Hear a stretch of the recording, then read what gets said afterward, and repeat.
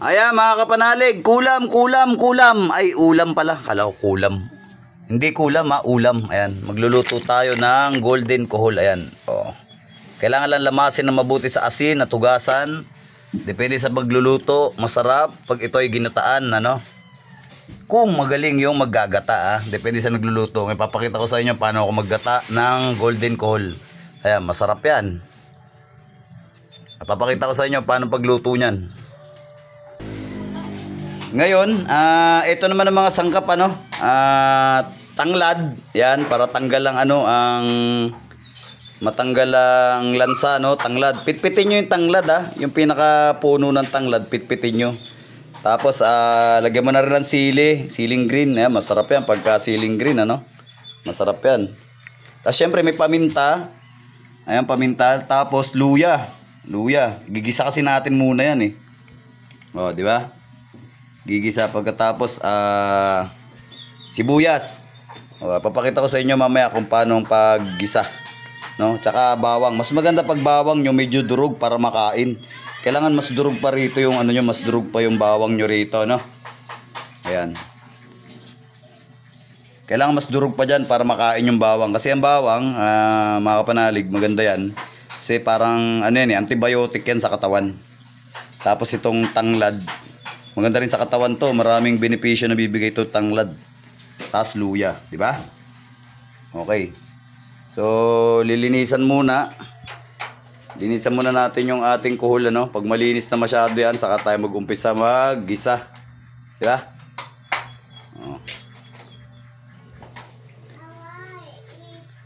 Ayan, okay, medyo marami-rami na rin na nalilinisan. Mamaya ako magluluto nito. Ayan, tignan nyo, golden coal. Masarap to mga kapanalig, promise. Ayan, ngayon naman mga panalig, ire-ready na natin yung ating ulingan, ano. Masarap magluto sa ulingan kasi mas malinamnam yung ano, no. Mas malinamnam yung pagkain, lalo na pag sa uling o sa kahoy niluto, ano. So, i-ready rin natin to. Ayan, ang ating uling. Ready lang natin para mamaya paggisa natin, pag malinis na, okay na, no? Ayan. Ready lang natin ang ating uling. Para mamaya, ano na to, magigisa na lang tayo. Gusto ko lang makita nyo kung paano magluto ng kohol, ano? Golden kohol. Sarap nyan. Tapos lalagyan natin ng malunggay. Mamaya maunguha naman tayo malunggay para ilagay dun sa ating golden kohol. Okay. Sarap na ito mga panalig. Mamaya matitikman nyo to sa mga mata nyo. Ngayon naman mga kapanalig, lalabas tayo ng bahay. Mga ngapit bahay tayo, no? Mangunguha naman tayo ngayon ng malunggay. Ayan. Ito, manghihingi tayo ng dahon ng malunggay. Ayan. Oh. Yan ang dahon ng malunggay, oh. Masustansya yan. Ayan. Oh. Manghihingi tayo ng dahon ng malunggay na siyang ilalagay natin sa ating ulam, ano. Ayan. Hindi kaya tayo pagalitan ng kapitbahay nito. Nangunguha tayo ng mga malunggay. Ayan. Ayan. Oh, ang daming dahon ng malunggay. Sana lang hindi tayo makita ng kapitbahay namin. Pag nakita tayo ng kapitbahay, magagalit. Hindi, joke lang. Mababait naman sila. Ayan. Ayan. Manghihingi lang tayo konti ng dahon ng malunggay, ano. Ayan. Dali, ayun pa. Mayroon pa mataas dun. Sana maabot natin. Ayan. At meron na tayong dahon ng malunggay. Ayan. Ang dami na natin dahon ng malunggay. Mas marami, mas maganda, no. Antibiotic din kasi to. Ayan. At atin nang hihimayin. Maghimay muna tayo ng dahon ng malunggay. Sarap na ito.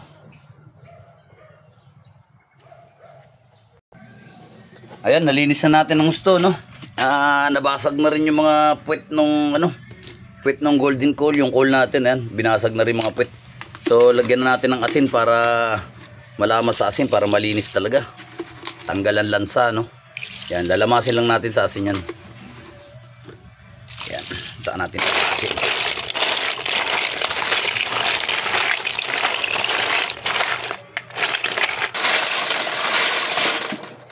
Ayan, nilalamas natin sa asin ha. Pangalawang beses ko na nilamas sa asin para talagang malinis na malinis yung kuhol, ano. Lamasin natin sa asin, okay? Mamaya ipapakita ko sa inyo pag masyado na siyang pag malinis na tapos nalamasin sa asin, papakita ko sa inyo ulit, okay?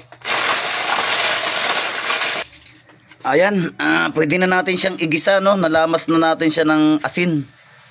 Dalawang beses nating nilamas sa asin, ano? So tanggal na lahat ng lumot talaga. Tsaka dumi-dumi nung shell nung golden cool. Ayan, kitang-kita na labas na yung mga tunay na kulay nung kuhol, ano? Wala nang lumot. So pwede na natin 'to igisa. Okay na. Pwede na natin igisa. Umpisa na natin.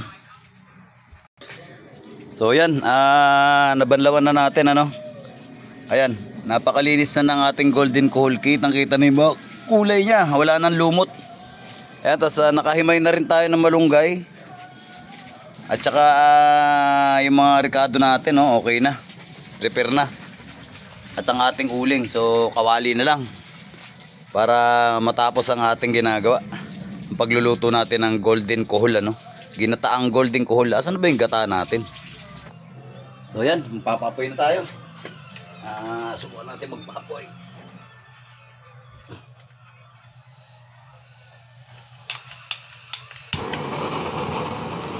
Kawaga tayo, no?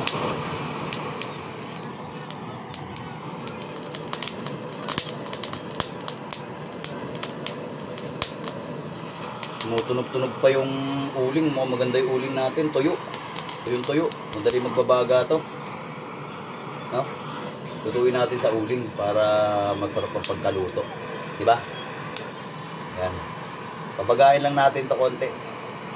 Pag nagbaga na to, okay na. Saka natin umpisan lutuin yung ating ginataang golden cohol, ano?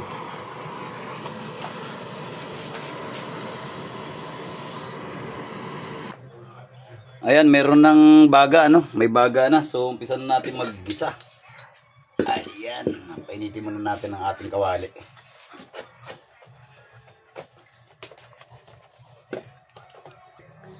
Ayan, mainit na yung kawali natin. Lagyan na natin ng mantika to. Okay. At ilagay na rin natin ang unang-una pag maggisa, bawang muna. Ayan, lagyan natin yung bawang. Okay, bawang. Medyo iluto muna natin yung bawang, ano. Gawin natin siyang konting golden brown. Ayan.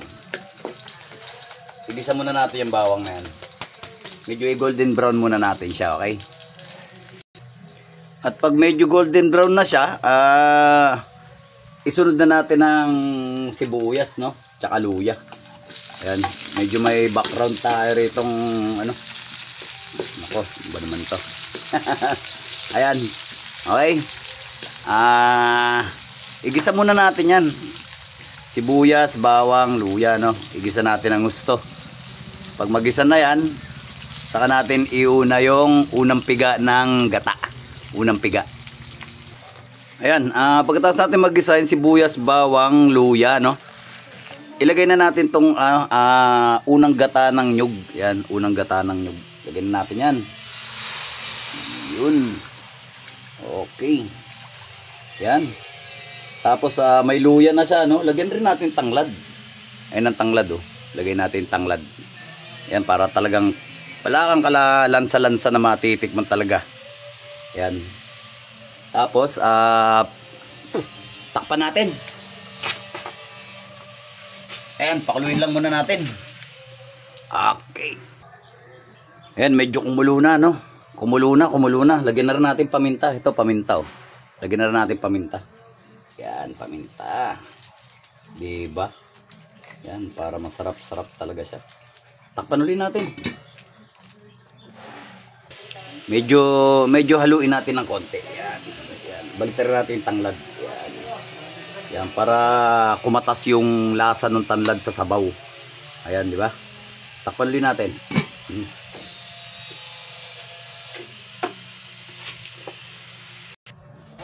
Ayan, so kulong-kulo na siya, no? Kulong-kulo na. Yung unang gata natin. So pwede na nating ilagay itong kuhol natin. Ilagay na natin.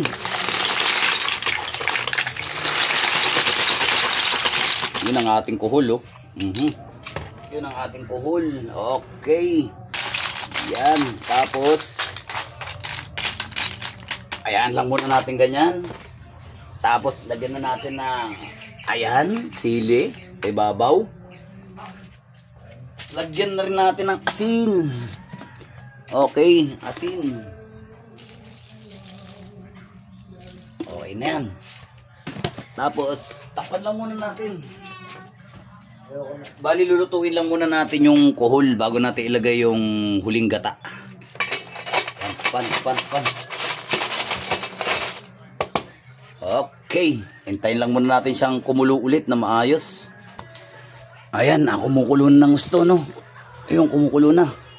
So, pakuluin pa natin konti. No? Pakuluin pa natin.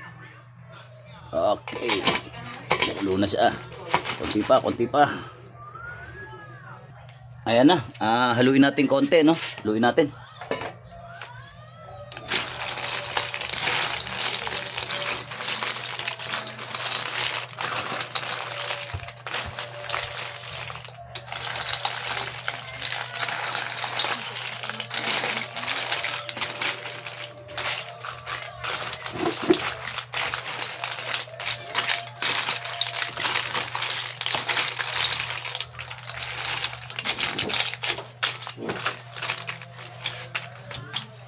Okay.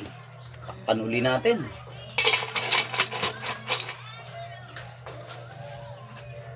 Ayan, kumulo na. Pwede natin ilagay yung ating malunggay, no? Ilagay na natin ang ating malunggay. Nasaan na kaya ang malunggay? Saan kaya napunta yung malunggay ko rito? Okay, eto na malunggay natin. Ilagay na natin ang ating malunggay. Yan, ang masustansyang malunggay. Ayan. Okay. Okay, eto na ang ating malunggay. Ihalo lang natin konti yan. Medyo lutuin lang natin malunggay. Takpan natin para malanta. Okay, saglit lang at maya luto na to. Ayan, kumulo na. So, ihalo natin ulit. Konting halo pa, no? Ayun ang dahon, eh. Daming dahon na malunggay. Masustansya dahil may tanglad. Meron siyang tanglad, meron siyang dahon, no? Ano magpapasustansya dyan, yung dahon ng malunggay. May dahon siya ng malunggay, so magiging masustansya siya. Okay, pwede na nating ilagay ang ano na ito. Pwede na nating ilagay ang ating ano. So okay na siya, no? Pwede na natin ilagay yung huling gata na sinasabi. Ang kakang gata. So lagay na natin tong huling gata, no? Huling gata ng nyug. Ayan. Para makrema talaga. Yun, no? Yun, no? Kakang gata. Medyo pigaan natin ng konti. Sayang. Yan. Tapos takpan lang uli natin hanggang sa maluto. Mamaya haluin natin ulit. Okay. Tignan muna natin. Tignan. Ayan. Tignan nyo. Mamaya pagkulo nyan, solve yan. Pakuluin lang muna natin ulit. Okay. Ang ating golden kuhol. Napakasarap nyan. Pwedeng pang ulam. Pwedeng pang pulutan. All around. Ayan, kumukulo na. So, haluin natin ulit. Ayun, oh. Grabe, oh. Tingnan nyo naman, mga kapanalig, oh. Ulam po, ha. Hindi kulam. Ulam, hindi kulam, ha. Ulam. Ayan. Ayan, tingnan nyo. Sana matikman nyo itong luto ko ng golden kuhol, ano. Ayan, oh. Ulam. Ulam po, ha. Hindi kulam. Golden kuhol. Ayan. Ayan. Probinsya dating. Napakasarap niyan. Tapanli natin. Isang kulo pa. Baka natin tikman ng tao. Yan. Okay. Ayan, haluin po natin ulit. Okay. Ayun. Ating golden kuhol. Luto na po. Mga panalig. Luto na talaga. Yan. Ngayon, titikman naman natin ng sabaw. Pag sakto na yung timplada ng sabaw, okay na. Luto na po ang ating golden kuhol, ano? Tikman lang natin sabaw.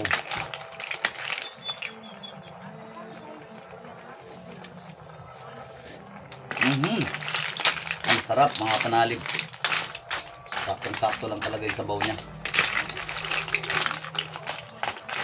Lasang-lasa talaga yung ating tanglad at saka yung ano, no? Tanglad at saka yung lasang-lasa yung tanglad at saka yung malunggay. Ayan. Tingnan nyo mga kapanalig, napakasarap. Okay. So pwede na i-serve to mamaya, no? Ganun lang kasimple pagluto niyan. Sana magluto rin kayo ng ganito, linisan nyo lang maigi. Lamasin nyo sa asin 2 beses. Okay, tapos maggisa kayo, tapos lagyan nyo lang ng gata. Lagyan nyo na rin ng pampalasa, no? Ayan. Ganyan lang. Napakasarap po niyan, linisan nyo lang maigi. Butasin nyo yung puwet, tapos lamasin sa asin. Okay mga kapanalig, solve na ang ating ulam ha. Ulam, hindi kulam ha. Ulam yan, ulam. Ulam. Okay, babush mga idol.